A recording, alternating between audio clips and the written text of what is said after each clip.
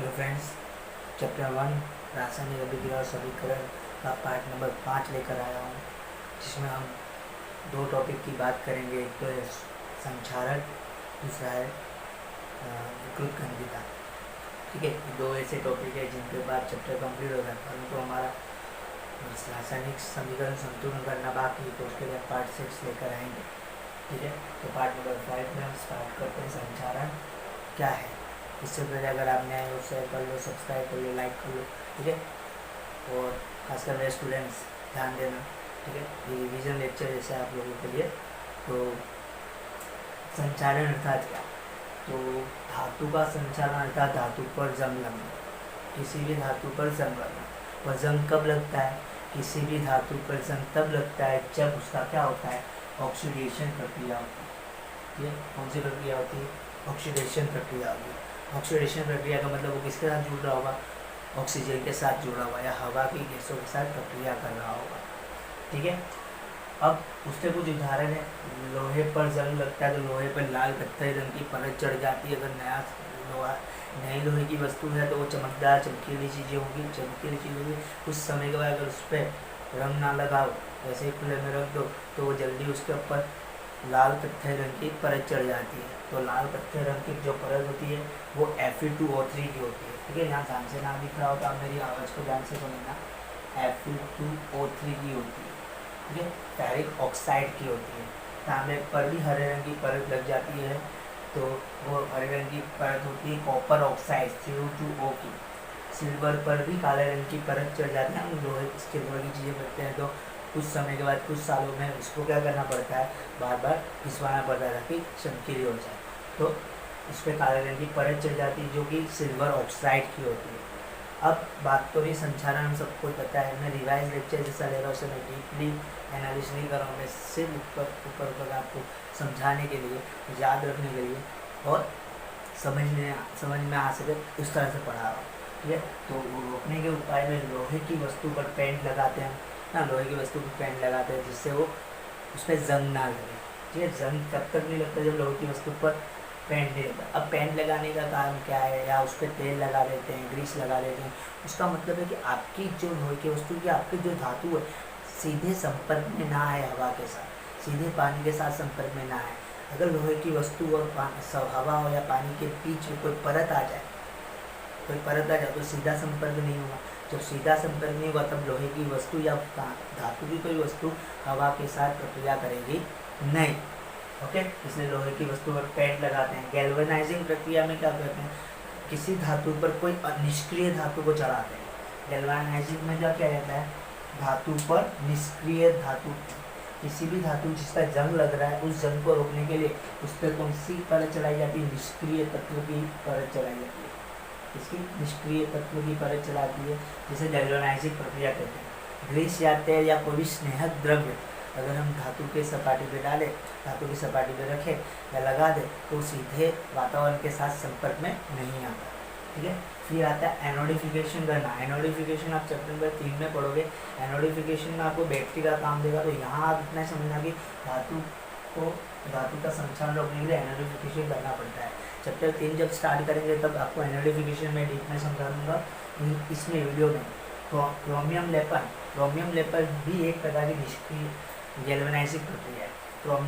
Chromium जो तत्व है, जो धातु है, उसे हमारी जंग लगने वाली धातु के ऊपर क्या कर दिया जाता है? लगा दिया जाता है, जिसके कारण हमारी जो जंग लगने वाली धातु जल्दी से उसका जंग नहीं लगेगा। जंग होगा भी, प्रक्रिया होगी तो क्रोमियम करेगा, और क्रोमियम का जब परत चढ़ हट जाएगी तो हमारी धातु संपर्क में आएगी। परंतु जैसे ही हमें पता चले कि क्रोमियम हट चुका है तो वापस क्रोमियम लगा दो। आपको पता हो तो हमारे समुद्री जहाज़ों की जो नीचे की तरारी पर जो लोहे की चीज़ें हमने लगाई है उस पर गैल्वेनाइजिंग प्रक्रिया की जाती है और जिंक को चढ़ाया जाता है, ताकि लोहे को जल्दी से क्या ना लगे? जंग ना लगे। और हर एक बार वो जब पूरा प्रवास करके आता है समुद्र से, तो वापस उसमें क्या कर दिया जाता है? गैल्वेनाइजिंग कर दिया जाता है। ये बात रही हमारी संचारण की। आपको स्क्रीनशॉट लेना था, वीडियो पॉज करके स्क्रीनशॉट ले लीजिए। ओके,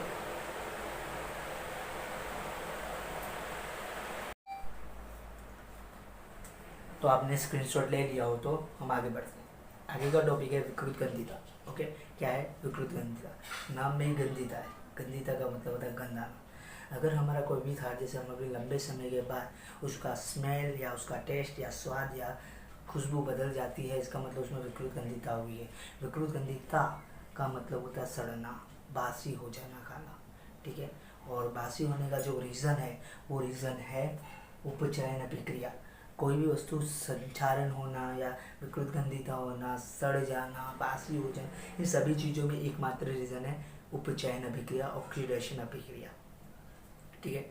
ऑक्सीडेशन अभिक्रिया का अर्थ होता है कि हमारा खाद्य सामग्री या हमारा कोई भी वस्तु वो सीधे ऑक्सीजन या पानी के साथ संपर्क में आता है।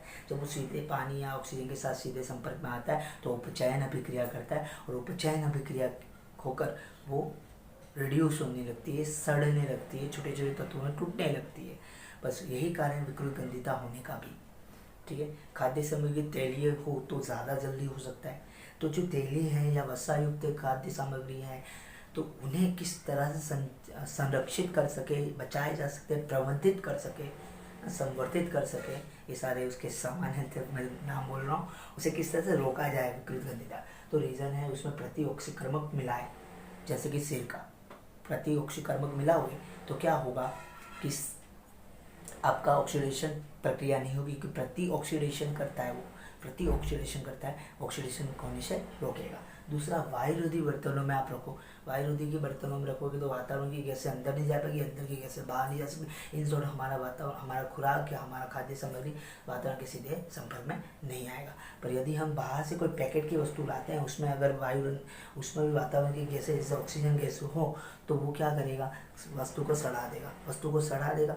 इसलिए क्या किया जाता है, जो चिप्स के पैकेट्स होते हैं या खाने की जो सामग्री होती है जो बाहर से लाते हैं, वो क्या करते हैं, ऑक्सीजन गैस को पूरी तरह से निकाल देते हैं और नाइट्रोजन जैसी निष्क्रिय गैसों को रखते हैं। निष्क्रिय गैस किसी तरह प्रक्रिया करने वाला नहीं है, इसे निष्क्रिय गैस जब तक होगी तब तक वो सड़ेगा नहीं, बस इसलिए निष्क्रिय गैस बनाया जाता है। तो ये है, हम सिंपल सीधी तरह से सामान्यतः हम पढ़ रहे हैं विकृत गंधिता क्या है, होने का कारण क्या है, रोकने के उपाय क्या है, ये उनकी परिभाषा है, ये उसके कारण है, इसके रोकने के उपाय हैं।